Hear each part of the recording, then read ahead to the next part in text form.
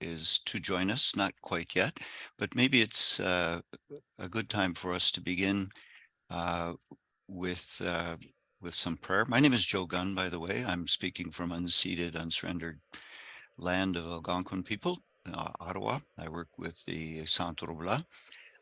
So I'll be the moderator for today.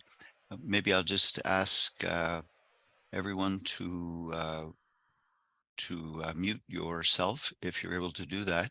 And we'll begin our time together with a reflection from Ken Thorson, who's the provincial of Ouamai-Lacombe. So over to you, Ken, if we may. Thanks, Joe. And as Joe said, my name is Ken Thorson, and I'm an oblate living in Ottawa, and happy to be here this morning. For our prayer, it'll just be a brief reflection together. And I wonder if I could have two volunteers to read, one to read the scripture reading from Acts, this morning's reading from Acts, and then a second person to read, to lead us praying our closing prayer.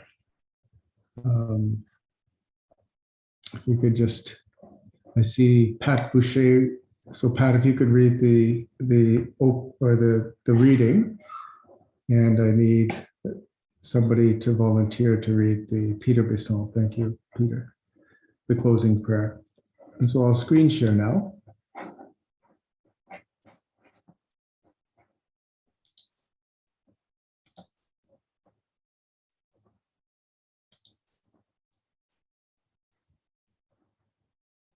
And I think you're able to see my screen now.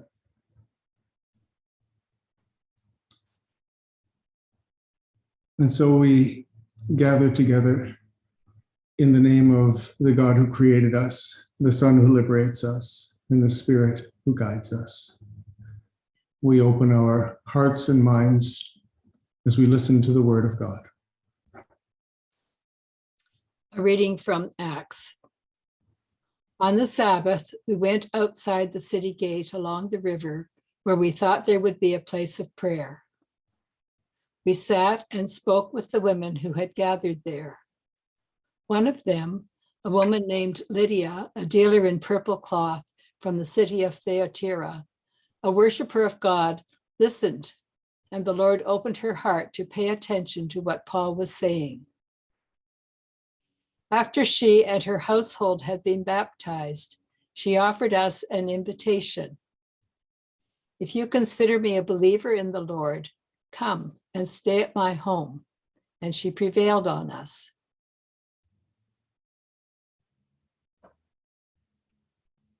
The word of the Lord. Thanks be to God.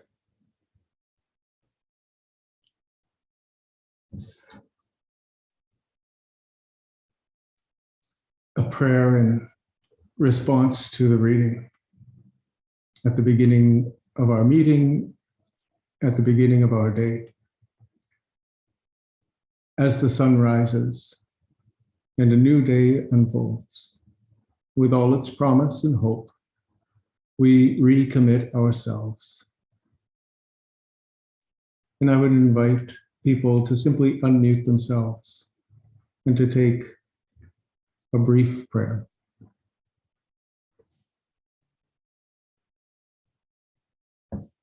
To give ourselves to God's mission. To advocate for justice. To exercise compassion. To love without reserve. To witness blessing. To work toward peace. Chances. To extend understanding. To afford second chances. To offer my generous best. To stand in wonder before the created world. To embody Jesus. In whose spirit we live and move and have our being. In whose love we are made whole. In whose compassion we rise to greet this day and every day. for all our days. Amen. And in quiet, we pray for the people and situations in our world that come presently to mind.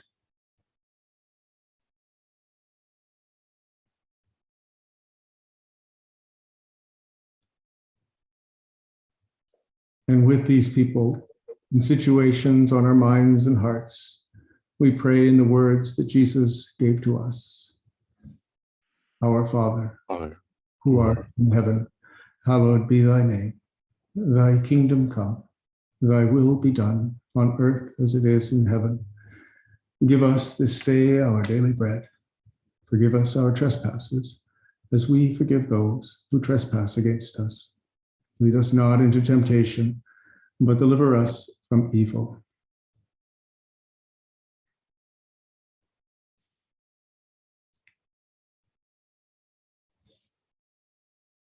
O God of the poor, help us to rescue the abandoned and forgotten of this earth, so precious in your eyes. Bring healing to our lives that we may protect the world and not prey on it, that we may sow beauty, not pollution and destruction. Touch the hearts of those who look only for gain at the expense of the poor and the earth. Teach us to discover the worth of each being, to be filled with awe and contemplation, to recognize that we are profoundly united with every creature as we journey towards your infinite light. We thank you for being with us each day. Encourage us, we pray, in our struggle for justice, love, and peace. Amen. Amen. And may God bless our time together this morning. In the name of the Father, Son, and Holy Spirit.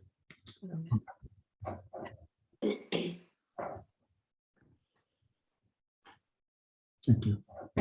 Thank you so much, Ken, and for thank you as well for the readers. I'm pleased to introduce our two speakers for this morning. I'll give you a short rundown of the agenda, if you will. We'll hear from our two wonderful speakers after I introduce them for 10 to 15 minutes. You'll find the presentations very helpful to us. We'll then certainly allow you to either use the raise hand function, which you can find on towards the right of your screen there in Zoom. If you're not familiar with it, where it says reactions, you can raise your hand when they're through and pose a question, or you can put your question in the chat function there. You might care to write it out. So you will have a bit of a back and forth with them as much as we're able to do so this morning. So I'd like to begin by saying just a word about what this week means in a wonderful collaboration between two organizations. One is called Joint Ecological Ministries. Now I have notes from GEM meetings going back to about 2015, but it's probably started before my time, where religious congregations would meet, especially with superiors of congregations over a meal, usually in Toronto, at the University of Toronto, at the Loretto Center, most often I recall. There would be a guest speaker in the evening, a public event, and then a whole day where members from religious congregations could meet on issues, I believe, starting with divestment, but more recently involved with water walkers, Indigenous people who went around the Great Lakes, Maud Barlow around the water issue. We also had Sylvia McAdam one year from Idle No More, so Indigenous rights and ecology, all those things GEM has been working at to try and be a focus for religious congregations to move forward on ecological justice issues. The second organization, the Office of Religious Congregations for Integral Ecology, it's called in English, is less than a year old. And that is a way for religious to try and have some impact on public policy.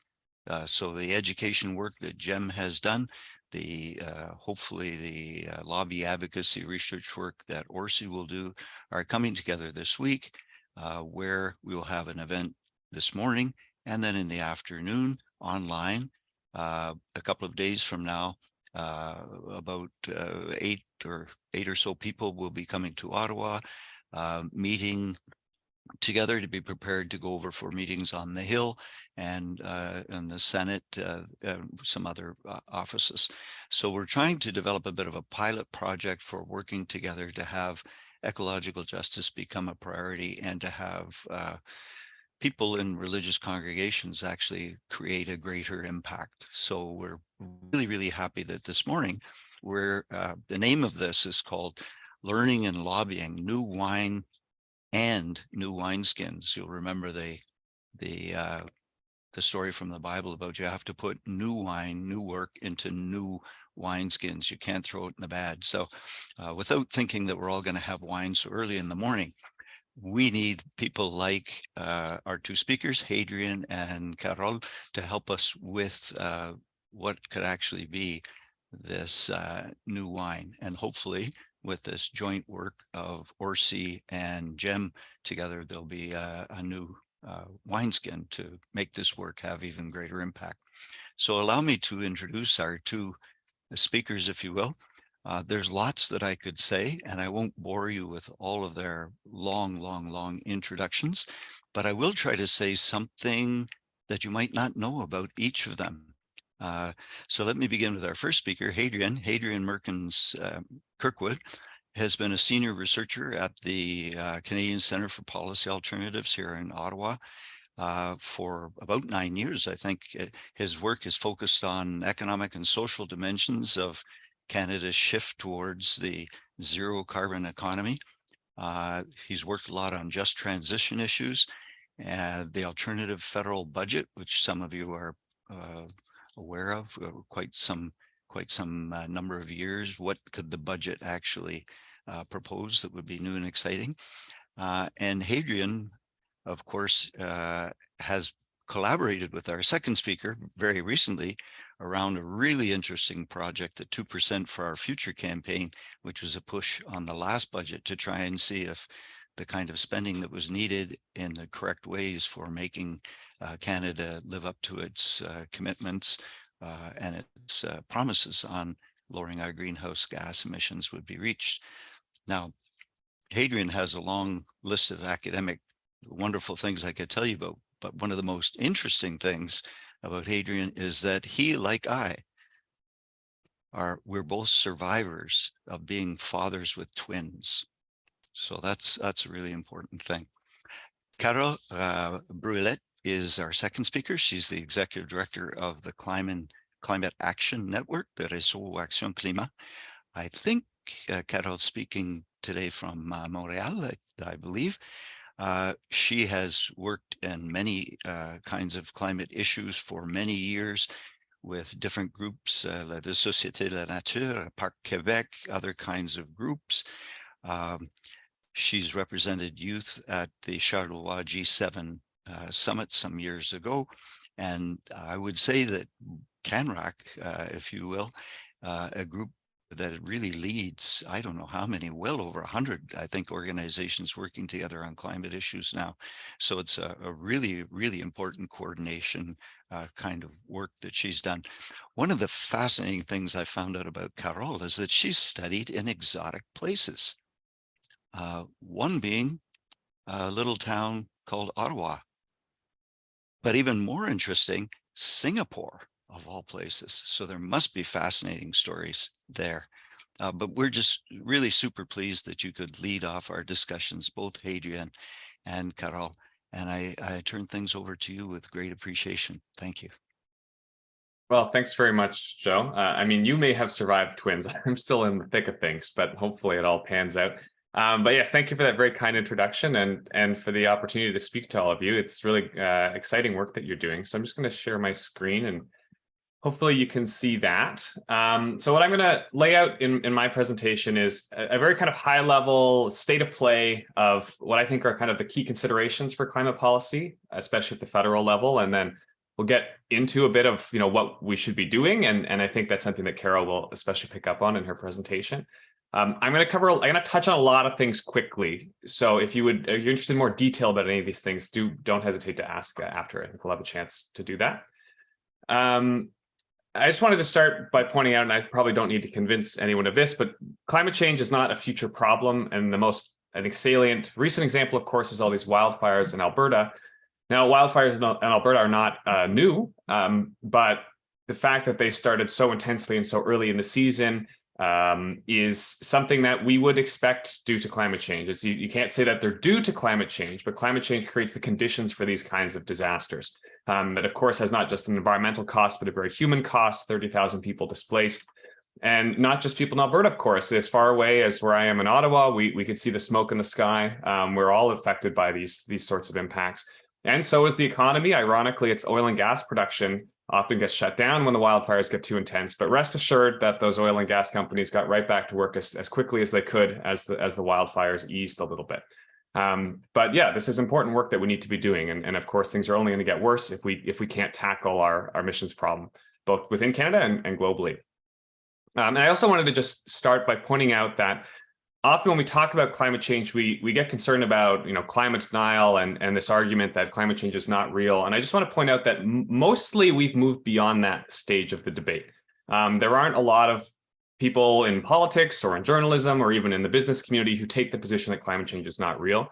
There also are not a lot of people who take the position that it may be real, but it's caused by like volcanoes or solar flares, not by our greenhouse gas emissions. We've also mostly moved on from that. And we've also moved on mostly from the argument that, sure, maybe climate change is real and we caused it, but it's not a problem. And in fact, maybe it's a good thing we have a longer growing season.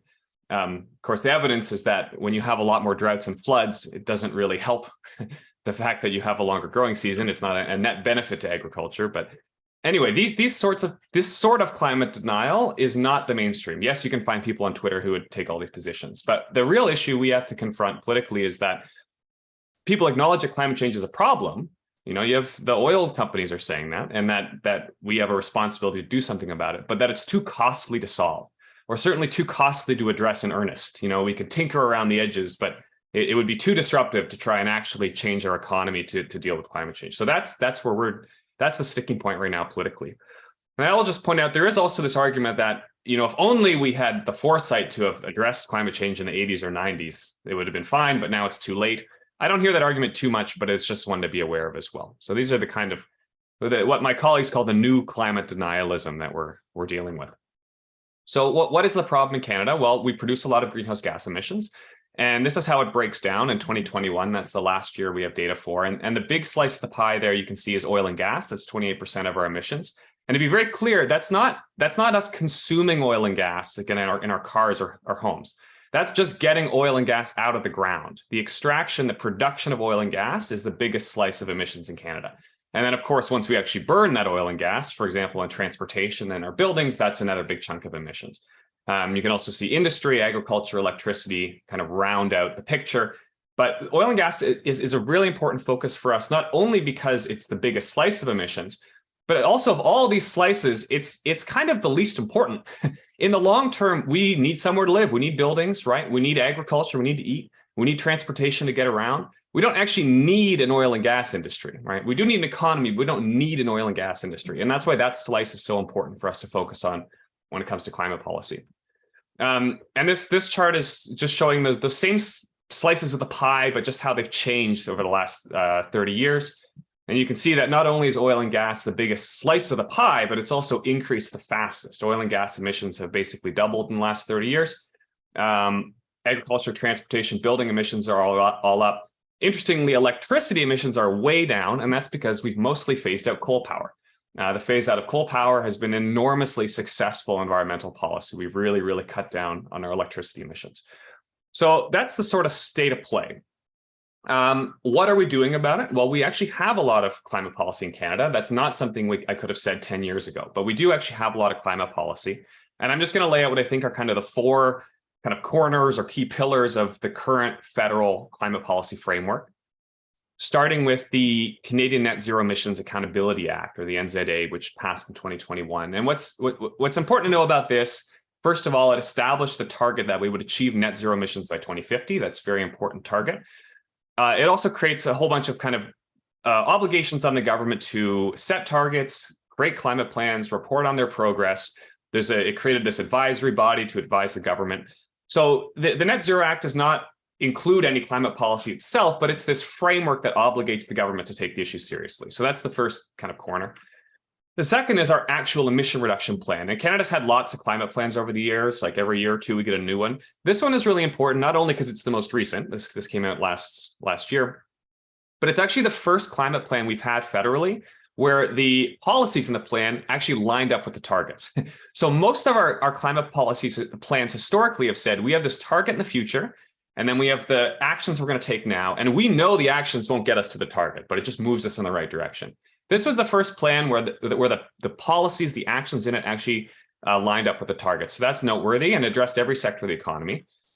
And then very recently, we have the Sustainable Jobs Plan. Now, it's, to be fair, mostly a plan to make a plan. This came out a few months ago, but it is a kind of, again, a comprehensive approach to ensuring that people aren't left behind in this transition. How do we make sure that we're ensuring well-being of workers and communities in transition? And that's really important. Even if again, there's kind of missing some details in the Sustainable Jobs Plan. There's some policy to come there. And then the last piece is public spending. I say federal budget here, but this is kind of the last 8 years of federal budgets falls into this category. And that's like, what are we spending enough money to make this transition happen? The latest budget included more than $60 billion in new climate spending. And we estimate, work I did with Caro and my colleague Mark Lee, that if you add it all up, we expect the federal government to spend between $10 and $20 billion a year on climate action, about $15 billion this coming year. And that's a lot of money. So this is kind of at a high level, this is what federal climate policy entails, these big pieces. Now, the big question is it actually working? And the answer is sort of. So what we're seeing here is Canada's actual emissions in total since 1990. You see they were increasing in the 90s and they've been mostly flat since then. You can see there's a big drop in 2020. That's due to the pandemic. But then the rebound in 2021 was not actually that much. So that's actually really encouraging. We're seeing emissions are starting to kind of curve down. So that's positive. Are they curving down enough? Well, according to the federal government's projections, based on the kinds of climate policies we have in place, it looks like emissions will keep curving down, but not very much. So that's not great.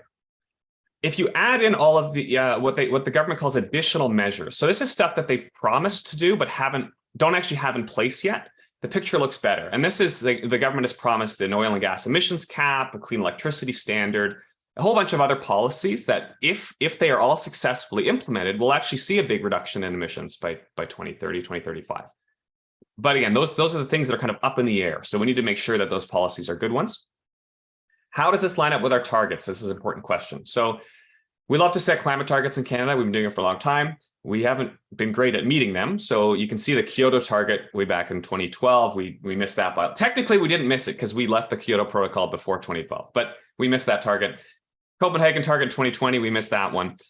NZA there is the Net Zero Act. We have an interim target coming up that we might be on track to meet if we can implement the policies we promised. There's the Paris Agreement target that we're all probably most familiar with by 2030. We're almost on track to meet that if we can put in place all the policies we promised.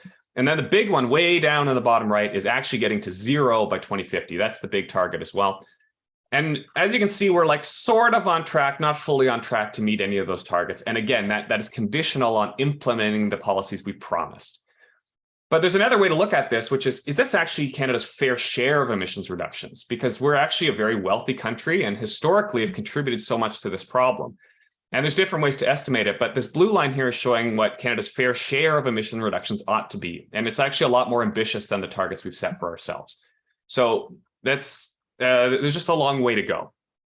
So just to kind of summarize what I think are kind of the big outstanding issues, I've talked about some of these, I'll introduce some new ones. And for all of these, if you're interested in more details, I'm happy to answer questions about them. But as I just mentioned, we have emission reduction targets, but generally speaking, they're not ambitious enough. And we're also not on track to meet them. We're getting closer. Our climate policies are getting better, but we're still not on track to meet our targets. Net zero is very different from zero emissions. And I'd be happy to get into that. But it's both a kind of technical and a moral hazard to have this net word in there. Because it means that we can keep producing emissions. Like what net means is that we can keep producing emissions as long as we offset them sufficiently. So as long as we're planting enough trees or like sucking carbon out of the atmosphere, then it's okay to produce more emissions. And the big problem is that everyone thinks they get the net, right? Every sector is like, well, we can be the ones who keep producing emissions, and then someone else will offset it. And the problem is when everyone thinks that they're the ones who can do that, no one reduces their emissions. I mentioned oil and gas production is our biggest fossil fuel or emissions issue in Canada, and we have no plans to wind down production. In fact, we're doubling down on expansion. We recently approved, for example, the Bay du Nord offshore oil rig, which will produce oil for more than 30 years, so beyond the 2050 target. So our government is banking on being an oil and gas producer past when we achieve net zero. We also have this tricky problem of we're investing in a lot of climate solutions they may work in the short term. Transitioning to natural gas from coal, for example, does reduce emissions in the short term. Carbon capture technology can reduce emissions from oil and gas production. The problem with these solutions is in the long term, they actually make transition more expensive. They lock us into fossil fuel infrastructure instead of making them more costly, but in the short term, but longer term, more affordable option of just transitioning to zero emission options. Governments are underspending on climate action. I just said we were spending $10 to $20 billion a year on climate. That sounds good, but I'm going to come back to that in a second. We also don't have a very clear industrial strategy in terms of what we want the economy to look like. And this comes back to the fossil fuel issue, because we have federal leaders who are saying we are going to be a clean net zero economy by 2050. Also, we're going to be the last oil and gas producer standing. And it is very hard to make plans when you have a very unclear economic objective. On this point, I'm very sympathetic to the federal government. In Canada, the provinces matter a lot. The provinces are responsible for things like resource policy, labor policy, natural resources, and the federal government can't do this on its own. And we have a lot of provinces that aren't really willing to play ball on climate policy, and that makes this very challenging. And we need to figure out ways of working with the provinces to overcome that. And then the last outstanding issue is, I mentioned the Sustainable Jobs Plan. It looks really good on paper. I love what it says. The words are nice, and I like that it kind of checks all the right boxes, but the policies aren't there yet. And we're still missing adequate just transition policies to support vulnerable communities, support vulnerable workers in transition. So these to me are kind of all of the big issues still in climate policy. And I mentioned the spending thing. I just want to show this chart. This comes from the 2022 federal budget. And I'm just going to read the quote here that comes from the budget, which is that on the fight against climate change alone, to build a net zero economy by 2050, Canada will need between $125 billion and $140 billion of investment every year over that period. Today, annual investment in the climate transition is between $15 billion and $25 billion. So what that means is, yes, we're spending $15 billion this year in public money. That's important. There's also, the private sector is pitching in another $5 to $10 billion. But we need another $100 billion every year to make this transition happen. So we're spending on an order of magnitude too small, given the scale of the problem. So we just need more money there. And we can argue about whether it should be the public sector that spends that money or the private sector or some combination. But the bottom line is we are just not investing sufficiently in the zero carbon economy. So I just want to end on what I think are some priorities for climate action. These are not, I would say these are not exhaustive, and I know Carol's got some other ideas too, but to me, these are some important priorities. I've got 3 priorities, and each one is short-term and long-term action. So the first is we need to put people first in climate policy, and that might sound a little counterintuitive. Of course, we're talking about the environment, but it's important to put people first, not only because it's the moral thing to do and the government's obligation to take care of people, but we also need to build the political willingness to pursue action. And a lot of the greatest resistance to climate policy comes from those communities that feel threatened by moving away from fossil fuels. And those are very valid fears. So if we can't put in place sufficient just transition policies that make people feel like they're actually going to be better off in a lower carbon economy, we're not going to have the political willingness to take action. So in the short term, we have just transition legislation on the soon to be on the table. We're expecting the government to table, it'll probably call it a Sustainable Jobs Act or something like that in the next month or two. And the legislation needs to be good. And that's going to be a priority for certainly a lot of kind of the activist circles I run in, is making sure that legislation is good legislation. But longer term, we need a system or a plan to empower workers and communities to set their own priorities for climate action and to achieve that kind of economic diversification and development. It's especially true for Indigenous communities who should be able to self-determine the path forward. And we need to support them in pursuing whatever climate action makes the most sense for them. The second is we need to get fossil fuels out of the economy. And that's the kind of, You know, the building the clean economy, that's the nice part. Like, that's the exciting part. Getting fossil fuels out is the harder part. In the short term, though, I mentioned we have these policies on the table: an oil and gas sector emissions cap, a clean electricity standard, and a zero emission vehicle mandate. There are others, but those are the three big ones. And if we get those policies right, it's going to do a lot of the heavy lifting of moving away from fossil fuels. But we also know that the fossil fuel industry is lobbying hard to really water down these regulations or introduce loopholes. And that's going to be a big challenge politically. But in the short term, we've got to get those regulations right. Longer term, we need a plan to phase out, or at a minimum to wind down, oil and gas production. I think there's a valid case to be made that, you know, we're going to need some amount of petrochemicals and plastics and stuff in 30 years, fine.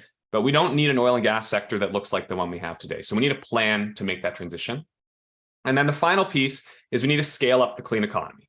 And one of the quickest and sort of easiest things the federal government can do is attach green strings to its spending.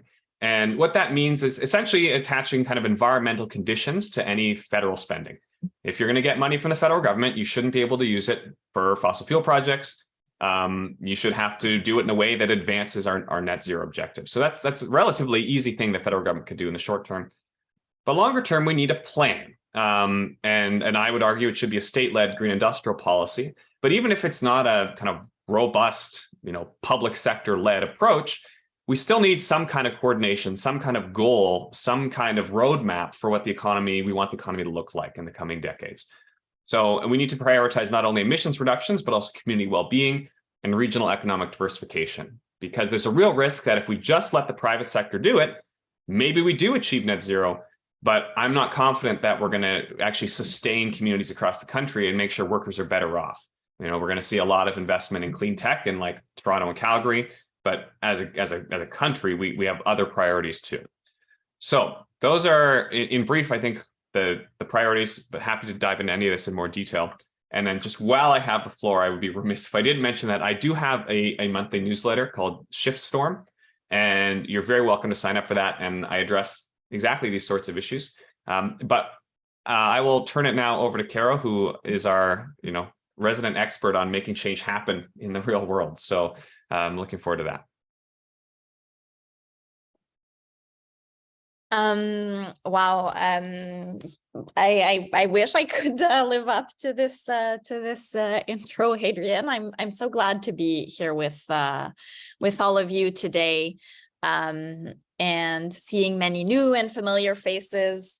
As indicated, I'm joining you from unceded Kanien'kehá:ka territory in what is colonially called Montreal, and I'm with Climate Action Network Canada, which many of you folks are members of. We're the largest coalition in the country that works with all of our members to bring Canada to do its fair share of global climate action, whether mitigation, adaptation, and confronting losses and damages as well.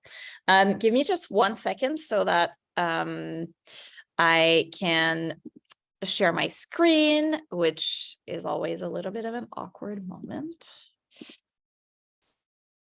Okay, great. Okay, cool.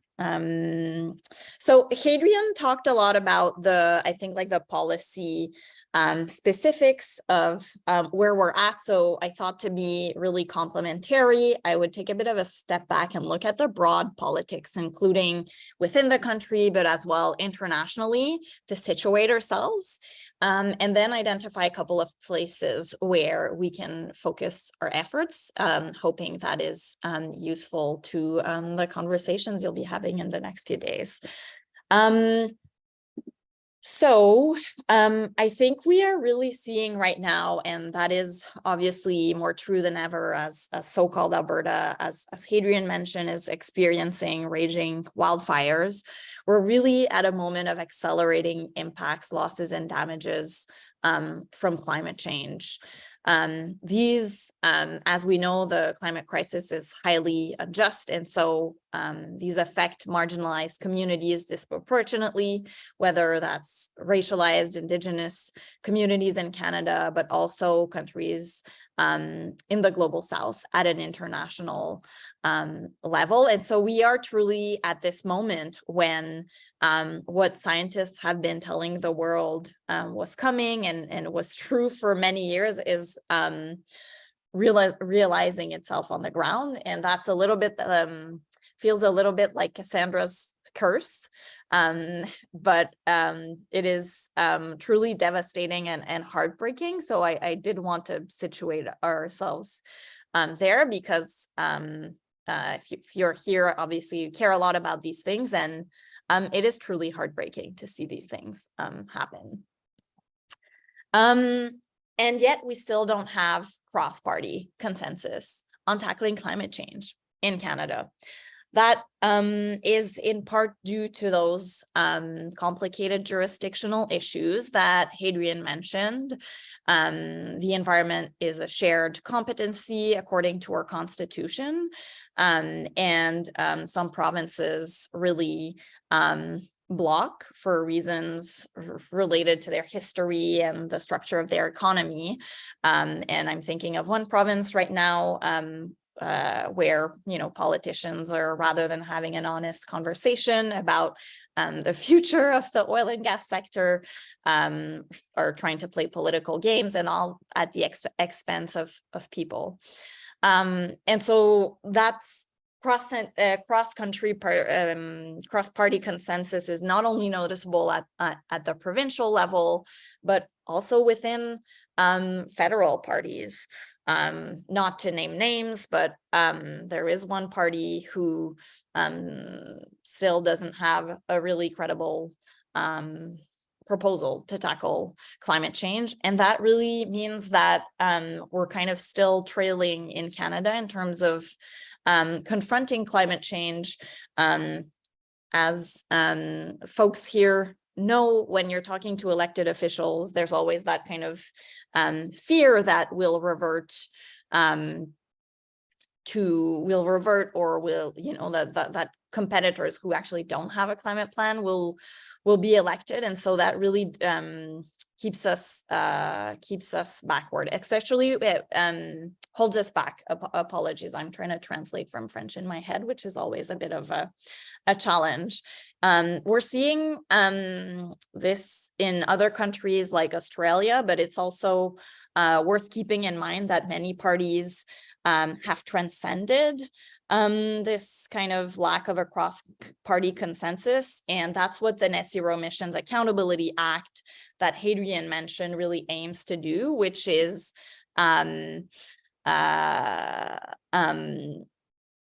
really aims to depoliticize the climate conversation and bring it to a place where, we might disagree, and obviously we will disagree across party lines in terms of how we are going to tackle the climate crisis. But I think that at this point, really there should be alignment around the fact that this is a crisis, an important issue that Canadians and Canada needs to tackle. This said, perhaps on a more hopeful note, we're really seeing a lot of international momentum connecting the dots towards climate justice. So I pasted here this image of Mia Mottley, the Prime Minister of Barbados.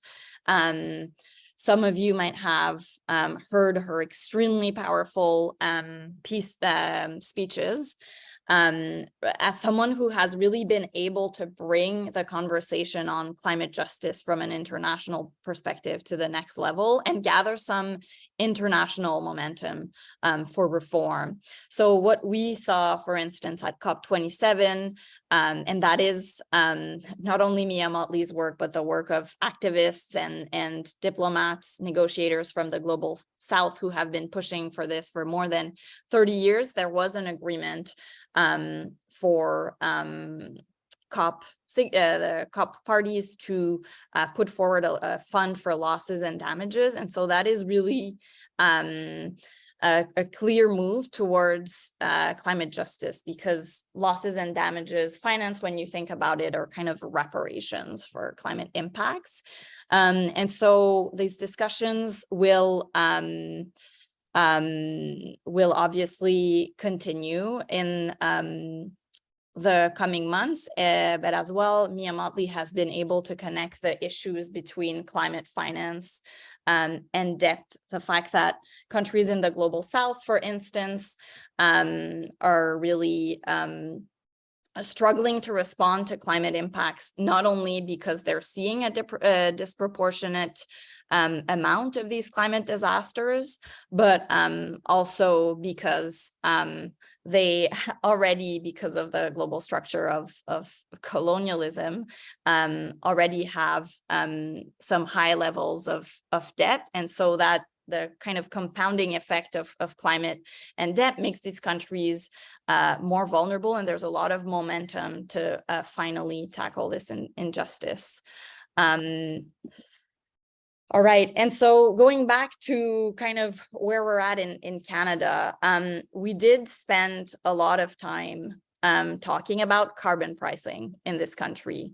And I do want to mention it because I think it situates us where we're at right now, which is that precious years of political capital that we could have expended in climate policies that really touch people's lives have been mired in this debate around pricing. And don't get me wrong, I think that carbon pricing is an important policy, but politically, I think we can all agree that it was very difficult. And so now we are, I'll get to it a bit earlier, we are at a point where there are really important climate policies that have the potential to be more transformational, but we feel like there's a lot less time to confront them. Let me just change here. And so there was the 2021 election, the last election where climate change kept topping poll after poll after poll as a concern to Canadians. And as a result, within most ministers' climate mandate letters, we saw that climate was there in a form or another. And the government actually asked ministers to tackle climate change in a cross-party, a cross-government fashion. This said, shortly after this election happened, Russia invaded Ukraine illegally, which really highlighted the moment that we're in, which is a moment of converging crises. So not only are we still seeing the impacts of our systems, whether that's racism or colonialism in Canada, we're also seeing the interconnections with geopolitical tensions that are rising, cost of living crisis. And our governments are really failing to make the connections between these various crises. And so we still talk about climate in a way that is really focused on emissions, on technologies, on investments, without centering people. Because as Hadrian said, that's really what we should be focusing on and prioritizing. And so we're at this moment now. I think when we look at the picture, there's an agreement between the Liberal Party of Canada and the NDP to stay in power, well, to support each other, the supply and confidence agreement until 2025. Whether that will last the whole duration is another question, but we do have a couple of years ahead to push on some of the policies that whether they are in the exact format that the climate movement would have asked them is a very valid question. But still, these are policies that I think have been won because of our movement's pressure. And that the big question now is whether industry will succeed in delaying and diluting them, as they have always done and are currently trying to do. So there's a cap on oil and gas emissions, which really could, if done right, be big, because it would mean finally tackling that overinflated elephant in the climate policy room, that is the continued expansion of oil and gas production in so-called Canada. There's also a clean electricity standard in development, which could mean that all of Canada's electricity is produced from net zero sources by 2035. As Hadrian mentioned, there's a real risk that we get caught in the net of net zero. What we are pushing for, and some CAN-Rac members are pushing for, is for this standard to mean that by 2035, electricity is renewable in Canada. There's also just transition legislation that was promised in 2019 that is currently in development. We're hoping to see it tabled very soon.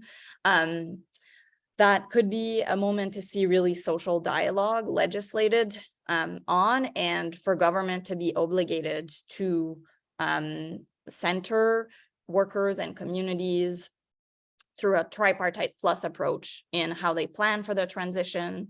There's a zero emissions vehicle standard, which would require all new vehicles to be electric by 2035. Again, I know that there are many other policies that are needed to decarbonize the transportation sector, which is as you saw, the second most polluting sector in Canada, and that includes large investments in public transit, methane regulations, and national adaptation strategy. And so really those are places where we have the opportunity to get things right. But again, industry is really active and pushing back. And so that's a moment where, as a movement, we have to get active and push for these things. All of this in the context of Canada's fair share, which Adrian mentioned.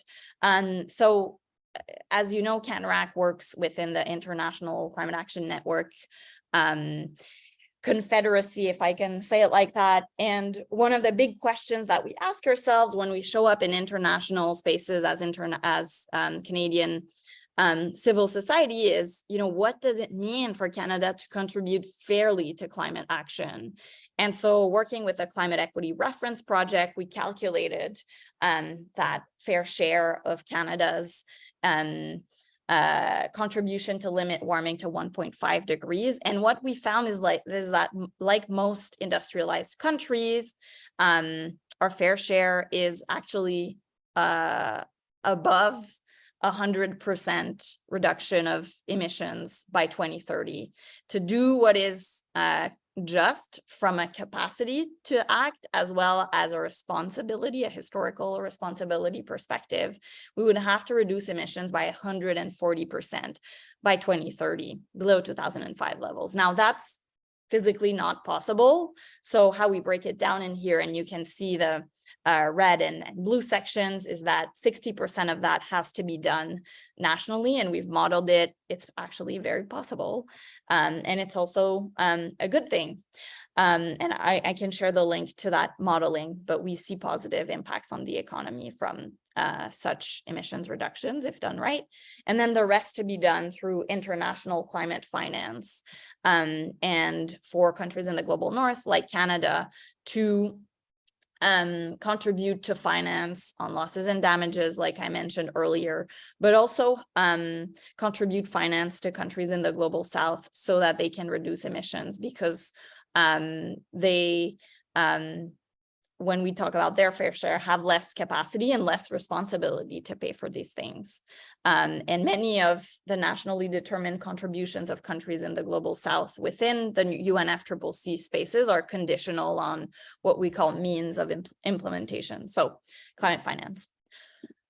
Hadrian as well mentioned our report spending what it takes, where in the context of the upcoming budget, we tried to gather together recommendations from across the climate movement and the various constituencies that we work with to calculate how much do we have to spend to get this right. And what we found, and seeing folks here who participated to the campaign, is that we should be spending at least 2% of GDP annually on climate investments, I can get a little more granular into our asks. And this was a really interesting campaign because I think at the kind of macro kind of scale level, we actually got very close to our ask in budget 2023. Now, the big question is the how, and how those investments should be structured. Should we let the market kind of decide whether they'll take up investment tax credits and do the things that are needed to decarbonize the economy, or should the government play an active role as an investor and market shaper to make sure that this transition happens? And as you can imagine, we lean towards the latter. So I'll stop here. I'm really happy to answer any questions. And yeah, just gonna stop here. Thanks, folks. Thank you very kindly to both Hadrian and Caro for great presentations. There's a lot of energy. I can see that there's some conversation in the chat, but maybe the best way to proceed is to, while people throw some ideas into the chat, just use the raise hand function if you'd like to pose a question. We can go forward. We have maybe close to half an hour, which we could use for this. So let's see how it goes.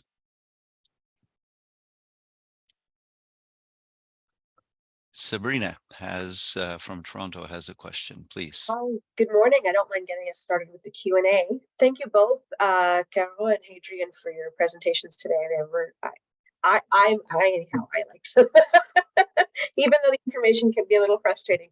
And that therein lies my question, which is, last week or the week before, there was a sustainability report that came out noting that we're way behind in targets such as tree planting, that we have something million or billion trees scheduled to plant by 2030, and we're not going to hit it, and that's going to greatly affect our carbon sequestration goals. And Hadrian indicated something along those lines of, we have to hit the goals, we have to get to that target reduction. So when news like that comes out, what are some of the best steps that we could take, whether it's in policy adjustments or whether it's in advocacy as individuals or as groups, to get past that, to reanimate that, to not miss targets, as it were? So yeah, that's my question. No, Caro, do you want to answer that? I can start, but keen to hear your thoughts as well. Thanks so much for that question. Your naming is a governance problem that we were hoping the Net Zero Emissions Accountability Act would contribute to solving, right? The reason why Canada never met a target that it set for itself was not because these targets were too ambitious, but rather because we didn't have a coherent and cross-government way to make sure we're meeting those targets. And so the Net Zero Emissions Accountability Act aims to kind of structure how the government works, A, to make sure that when they set a target, they have a plan, and B, that there's reporting against that target so that they can course correct as we go. However, in how their plan was structured, and I'll paste the link to an article in the chat, there are many shortcomings in terms of what we would have liked to see for this plan to be robust. So it's a little bit like when you work with some colleagues at work on a joint project, it helps to identify who's responsible for what, when, with which budget, right? Well, as you can probably guess, but it's very unfortunate, the emissions reductions plan for 2030 didn't have that breakdown of, who's doing what when. And the tree planting example is a really good one because it's kind of one of those sub-indicators that tell us whether we're on the right path or not. And I think, the tree planting promise is a very kind of one that's very salient politically. There are kind of other things we need to do in terms of protecting and restoring nature, other than planting trees. But this said, it is a little bit of sad that the Commissioner for Environment and Sustainable Development is the one who's coming out telling us, you know, here's how we're doing in terms of reaching our target, instead of that being in the government's planning and reporting, because that would not be the only indicator that we'd be looking at, right? We could be looking at the share of vehicles that are being electrified in contract to internal combustion engines. We could look at the kind of amount of percentage of food that is sourced locally. And the reason we want to have this information is that it allows us to course correct. It's a little bit like during the pandemic when governments were showing us every week this curve of COVID cases. And then we could assess, you know, are we on the right track or not? Are we going to strengthen measures? Are we going to loosen them? And I don't want to say that pandemic planning was a perfect case of how we should do public policy. There were, I'm not an expert, but many shortcomings there. But still, I think we had an example of governments informing the public and responding in real time to a crisis. And we're not seeing that level of, you know, tracking of various indicators, which would really help connect climate action to the lived realities of Canadians from coast to coast to coast, and to assess where we need to invest more efforts, where something is not working and we need to correct, and assess where things are going great, and maybe we can focus our efforts elsewhere. Yeah, I'll just add, because I think Kara gets it right. I mean, it's fundamentally kind of a breakdown of coordination, not necessarily that the targets are too ambitious. And like another, I think, good example of like, this is going to be a problem. It's not a problem yet, but it's going to be a problem soon, is retrofitting buildings. So this is like a big priority for us, is retrofit buildings. You know, we need insulation, new windows, you know, in every home and office in the country. It's a massive undertaking. It's also very important for reducing emissions from our building stock. And one of the great benefits of a retrofitting approach is that it creates a ton of work. It's going to create jobs in every community in the country. You can't outsource retrofitting. You need tradespeople, you need workers everywhere to do it. Problem is, we don't have nearly enough workers to do it. We don't have enough people who can actually retrofit buildings, and it takes 10 years to train them. So if we want to retrofit all these buildings in the next, 10, 20 years, we need to start training people like 5 years ago to do that work. So this is what I mean by kind of government coordination. Even if it's, even if we let the private sector do the retrofitting, we need to make sure we are training a sufficient number of people to do that work. And retrofitting is just one example, but it's that kind of coordination between, yes, we have a target, and then working out what kind of capacity we need to achieve that target, and making sure we're making those kind of, those long or foresighted decisions. Thanks. Excellent responses on how we have to scale up responses. So thank you very much. I'm going to turn to Peter Bisson. Thank you. Thank you, Joe. Thank you, Hadrian Caro. This is very exciting. From your points of view, I'd like to hear your observations about civil society in general and engagement in climate, engagement in ecological integrity. And if you can, say something about also how you see faith-based civil society in the same field. So Carol's the expert, and I'm going to go first anyway, because that's the Climate Action Network's whole deal, is like working with civil society. But I will just say, from my perspective, I mean, I mainly work kind of at the intersection of the labor movement and the environmental movement. And I think one thing that is really fantastic in Canada is that, by and large, the labor movement is on board with a lot of the changes we're talking about moving to a lower emission economy, which is not the case in a lot of countries around the world, where labor movements are very dug in to protecting workers who are in the fossil fuel sector. It's not to say that Canadian trade unions aren't concerned about their workers, but they understand the big picture and are really pushing for this just transition. So that's great. I think generally speaking, my take is that civil society is mostly on the same page in Canada, in thanks partly to organizations like CAROS. And then specifically around faith-based organizations, I think are super important because they tap into an audience that might not otherwise engage with these issues in a way that kind of like, I don't want to say traditional civil society, but like the labor and environmental movement, for example, which just doesn't have that angle, might not be speaking to those people. So I see that as just enormously valuable to have folks like you doing this work. Thank you. Thanks, Hadrian. Yeah, I think we're really privileged in Canada to have this level of social dialogue across different constituencies of civil society. I'm very proud that Climate Action Network Canada is the only climate action network in the world that has unions within our membership. And as you know, Hadrian has mentioned, this can be quite powerful in discussions, right? Within our membership, we have Unifor, which is the largest private sector union and represents workers in the oil sands. So when we see Unifor coming out in support of Canada doing its fair share, like it did in 2021, for instance, it's really powerful. And, you know, that's what we're trying to do, is trying to build coalition across various constituencies of civil society to create broad civil society consensus and make sure that we future-proof climate action against backsliding.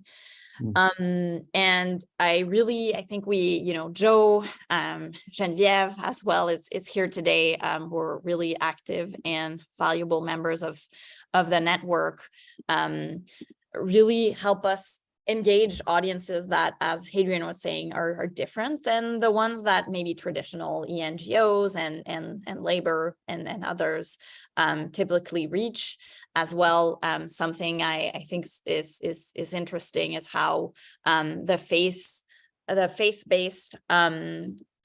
motivation and argument for climate action allows to motivate not only different audiences, but touch different political officials. And so we really need all of you and your amazing work to continue pushing forward.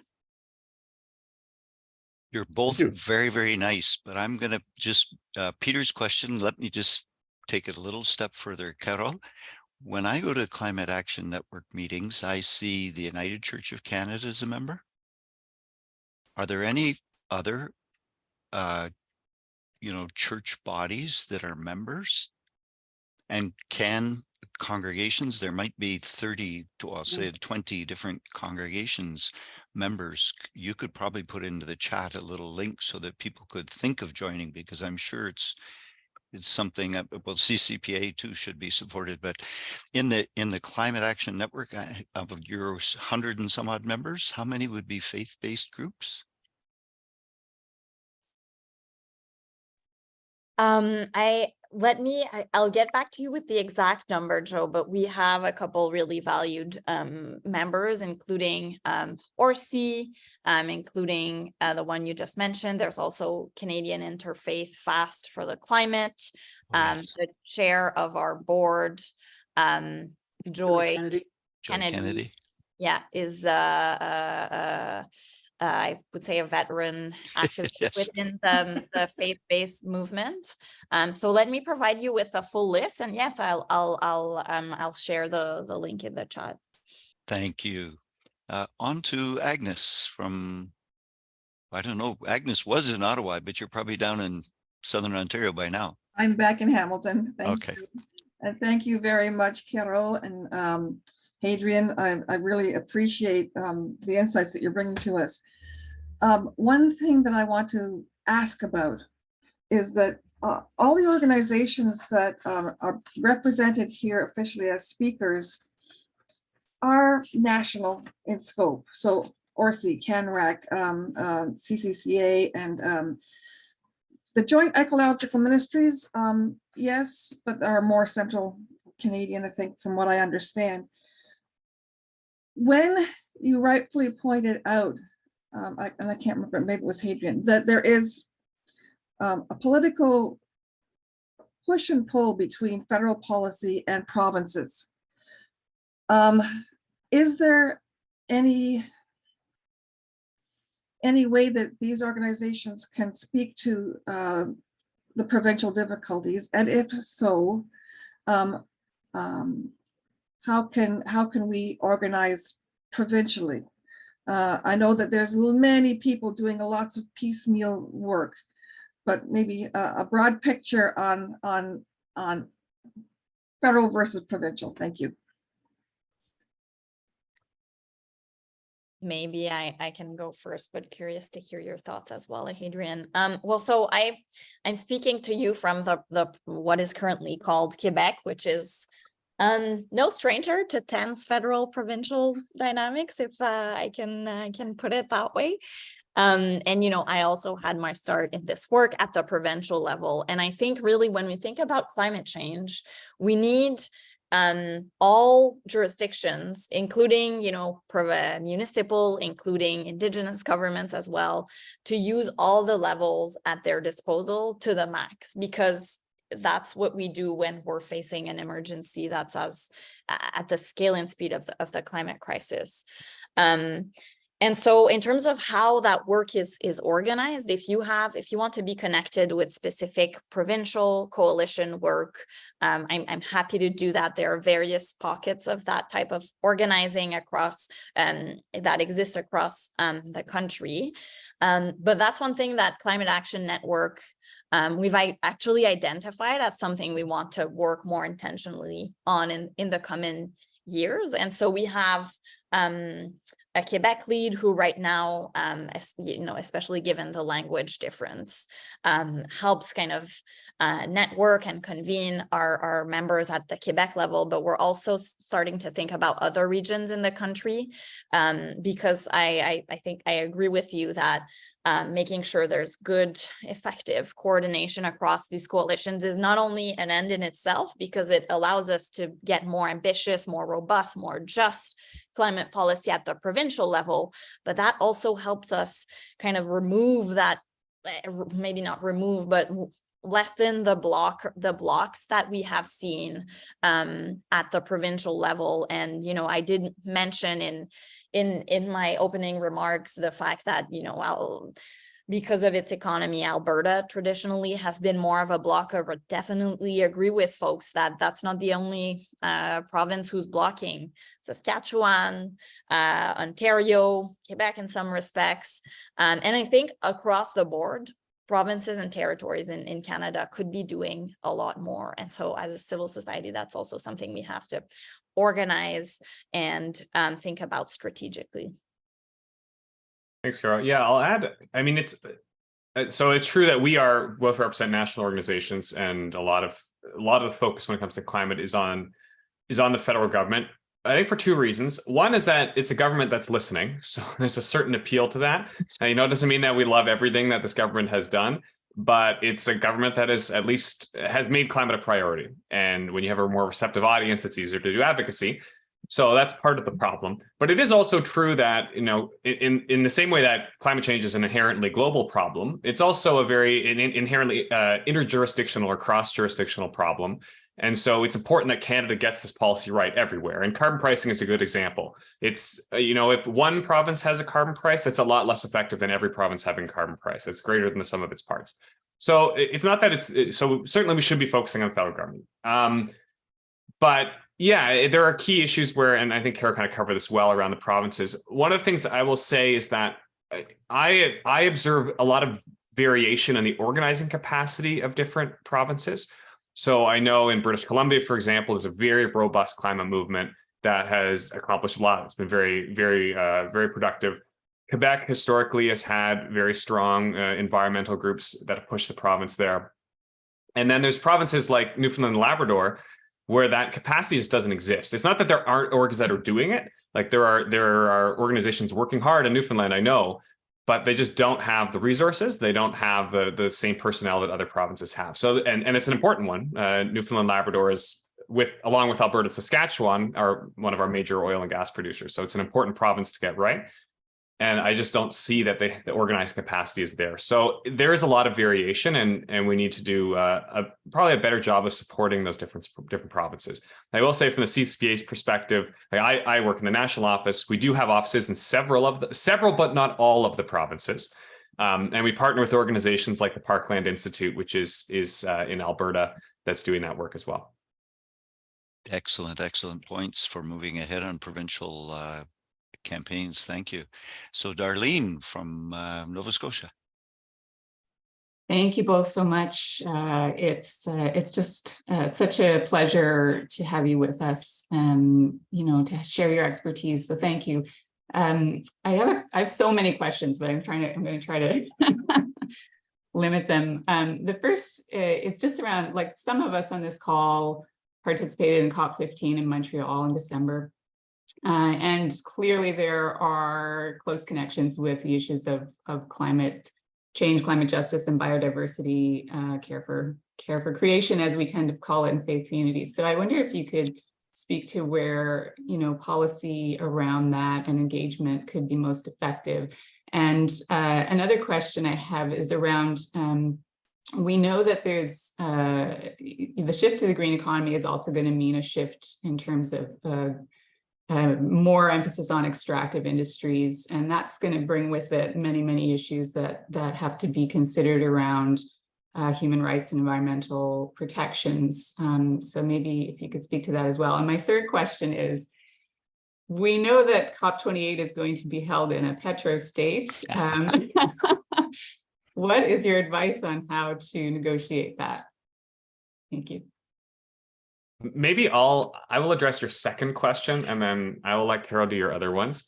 Yeah, the extractivism issue is a really tricky one. And I know it's something like I sit in these meetings with like the mining activists and the environmental activists, and we're all just kind of like scratching our heads about how to square the circle, because it's true. A lot of the technology that we need requires a lot of minerals, and we don't have a great track record of mining minerals in an either environmentally sustainable or you know, ethical way. So it's totally a valid concern. I think that the number one priority is to emphasize that we should extract as little as we need to, and we can do that by, you know, building and consuming less. A really good example of that is in transportation. So there's a big push for, like, we're going to become this big zero emission vehicle manufacturing country. The whole world is going to make zero emission vehicles, and we're going to replace every one of the, I think it's like, we have like 33 million registered vehicles in Canada. So it's above 30 million registered vehicles in Canada. And we absolutely cannot and should not replace every single one of those vehicles with the zero emission vehicle, right? Like, yes, we should be replacing some of them, but like our top priority should be, can we build more, you know, walkable communities, you know, like livable communities where people don't need the same kind of transportation infrastructure. Secondly, can we improve transit options so that if people need to get across town or even between cities, they can do it in a more sustainable way? And then the third priority is, there's always going to be a need for personal vehicles because of how our country is built. So yes, in those cases, we need zero emission vehicles. But let's make the priority using less energy, and then only, you know, in as needed, you know, extract the minerals there. So that's not going to solve the problem of like, how do we do the mineral extraction sustainably? But reducing the need for more extraction, I think, is a really important priority, and doesn't get enough attention, I think, in this conversation. Yeah, totally agree with Hadrian on the avoid, shift, improve framework for planning the decarbonization of our transportation emissions. I'll paste in the chat a column that I wrote in French on this for you Francophone readers out there.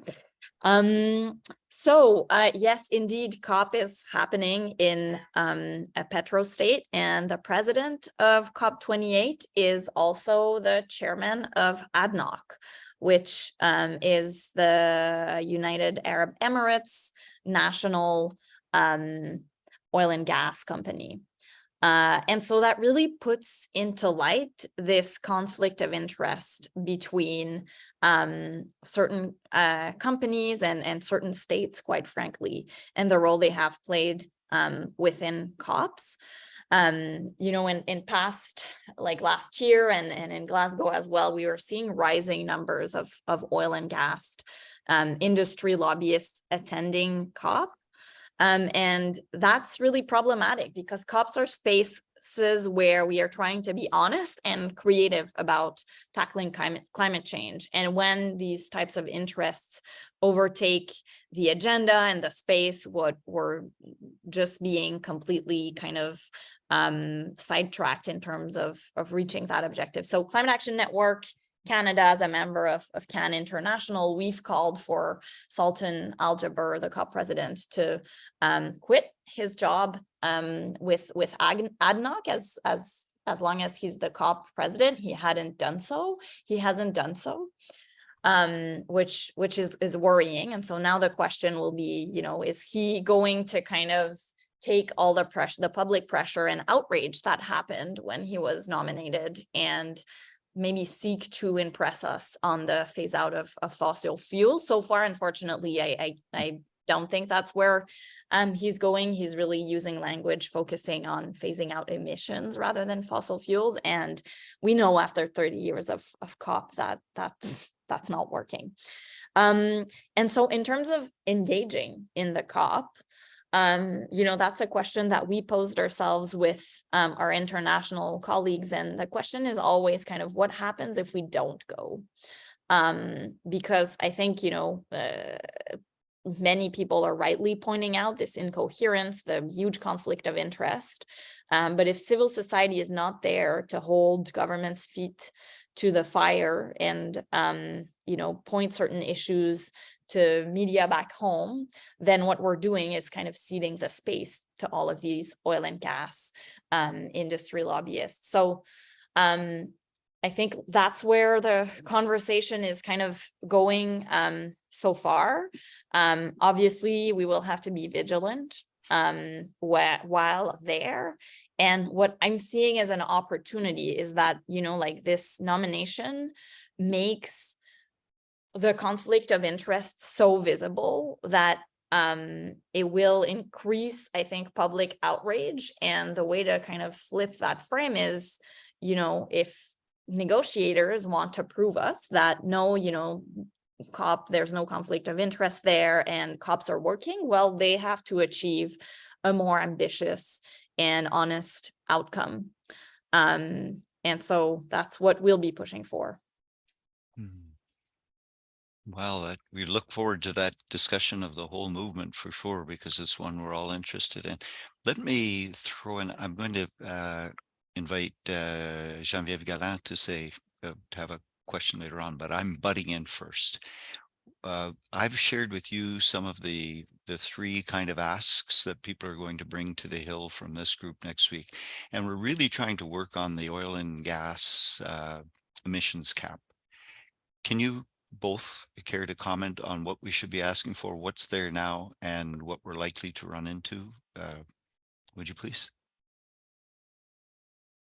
Yeah, I think I suspect Carol always has her ear to the ground and knows more about the intricacies of what's happening behind closed doors. But I'll say from like a policy level, the big concern with the emissions cap is that in being so focused, and I kind of mentioned this in my presentation, it's going to be very focused on just emissions and not on production. And that's a problem for two reasons. And to be just so the distinction is that production is like the amount of oil and gas we produce. And emissions is how many greenhouse gas emissions we produce as we extract it from the ground. And what the oil industry is really pushing for is reducing what they call per barrel emissions or emissions intensity. Yeah. So we produce less waste as we get the oil out of the ground, and then we export it anyway. And that's a problem because even if we were to cut our production emissions to zero, even if Canada could produce zero emission oil and gas, which is what they call it, I have a lot of quotation marks here, zero emission oil and gas, and then we export it to wherever, the States, Europe, China, anywhere, and then it gets burned, it's not actually zero emission, right? We're still like that oil and gas still gets burned. So even if we reduce our upstream emissions, that doesn't solve the problem of producing the fossil fuels downstream. The other problem is that the only way we get to zero emission oil and gas is through very costly investment in things like carbon capture and storage, which first of all, there's a lot of question marks around whether that technology can work at scale, especially given how expensive it is. But even if it works, this is going to be a massive investment in oil and gas infrastructure instead of spending the same amount of money on getting out of oil and gas entirely. So even if it works in the short term, like maybe it can work in the next 10 years, it makes it harder for us then to get to actual renewable energy later on, because we've both wasted the time and wasted the money that we could have been spending on renewable energy. So to come back to your circle, come full circle back to your question, I think we really need to think about the production question. It's not just about upstream emissions. We need to think about the whole kind of life cycle of oil and gas, and again, about the end goal. The end goal here being, not only does Canada not use oil and gas, but none of the world should be using oil and gas. And how do we make this regulation consistent with that objective? Thank you.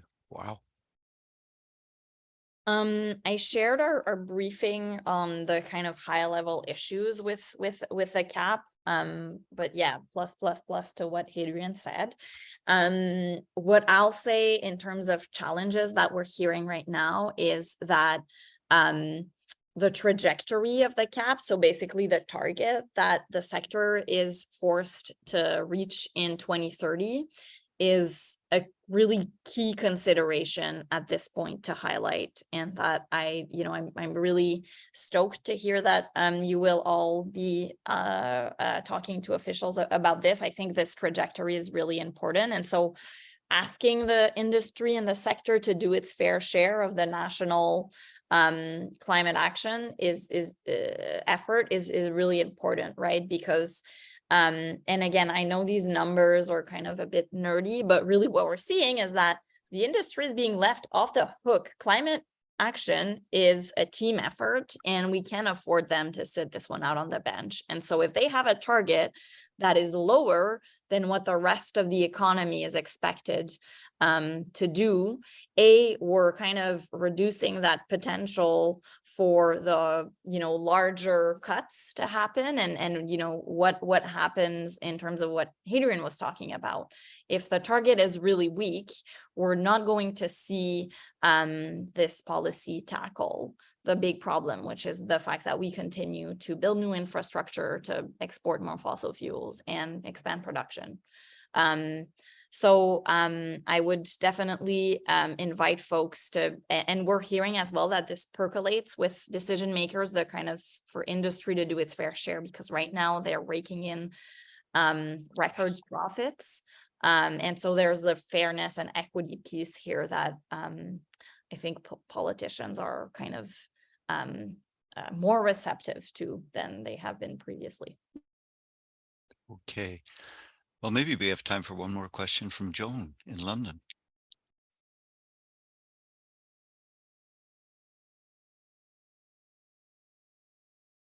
Yeah, you go. There. Thanks so much for really good information and pulling it together. Just in response to the pressure to put on the oil and gas, how do we speak to politicians, if you have any ideas about our continued subsidy of this industry? And the answer I always get is, well, this will take time, but there is no time. I mean, we're running out of time. So how do you address that issue of the continued taxpayers' dollars that are going to subsidize these companies that in the end is making us sick? Any brilliant ideas? Yeah, Kara, do you want to go first? I mean, I just want to say that I'm here with you. It's so absolutely frustrating that governments are still kind of literally pouring fuel on the fire with on the public dime, and I think that this government has made a promise to end fossil fuel subsidies by 2023. The big issue here is, what they consider a subsidy. And I would say that in general, our movement's kind of take on what is support to the oil and gas industry is a bit more holistic and broad than the government's, who has a very narrow definition focused on inefficient fossil fuels subsidies. So I would really kind of highlight that 2023 deadline that they set for themselves. I think, you know, this whole piece of shifting financial flows, you saw the report that Hadrian with his colleague Mark and myself, we worked on in terms of what we need to be spending. That's going to require some transformational levels of spending. And we always hear that question of, but where is going to be the money coming from? Well, right now we're subsidizing oil and gas to the tune of 18 billion Canadian dollars per year. So that's one clear place where we can make fiscal space and level the playing field. The other thing I would say is that keep bringing it up to politicians, especially within the Liberal Party, because I know that they are feeling the heat on that one. And as you all know, you know, like this is how democracy works when we flex our collective muscle and tell our elected officials in terms of, you know, this matters to us.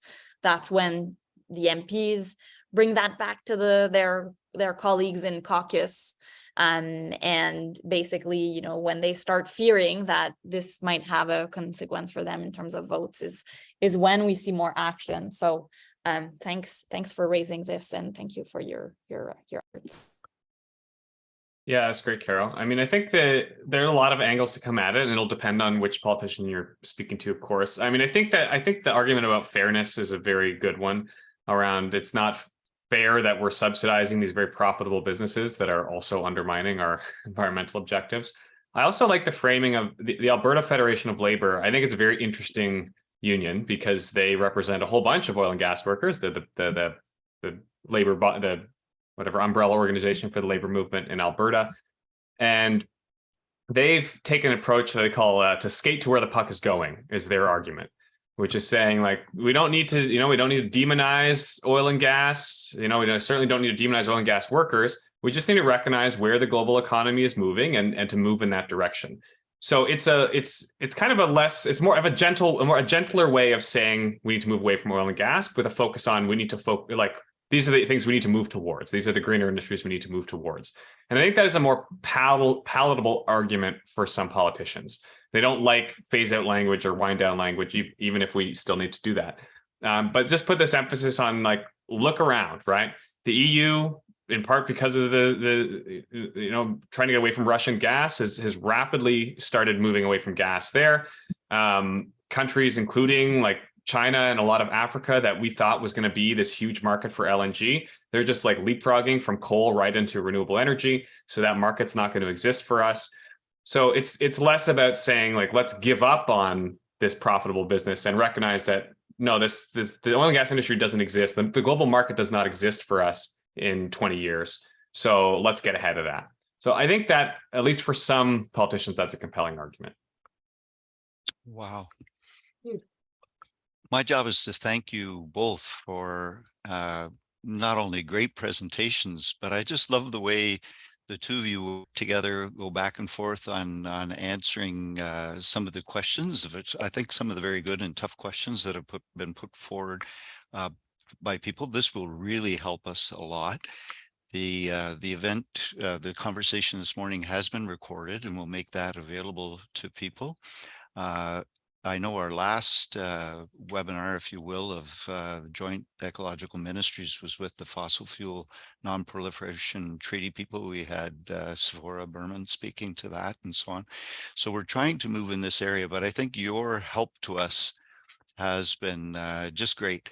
And may I say, Hadrian, you know, that image you used of skating to where the puck is moving is, I think, where we'd like to be as well in our work. And it really highlights where we don't want to be moving. I remember do you remember just not so long ago when that SpaceX shot took up in the atmosphere and blew up? What they talked about was a rapid, unscheduled disassembly. And I'd much rather work towards where the puck is moving than a rapid, unscheduled disassembly if we don't take the climate crisis seriously. So with all our thanks to both of you for starting us off, allow me to mention that for those interested, we have a second event online this afternoon at 1, where Sue Wilson will try to bring some of our thinking together forward yet again. And so we look forward to seeing as many of you as can also participate later on. So it's the same link that you've already received for those who want to participate. Is there anything else to mention? Sue, is it anybody else? We're good to go.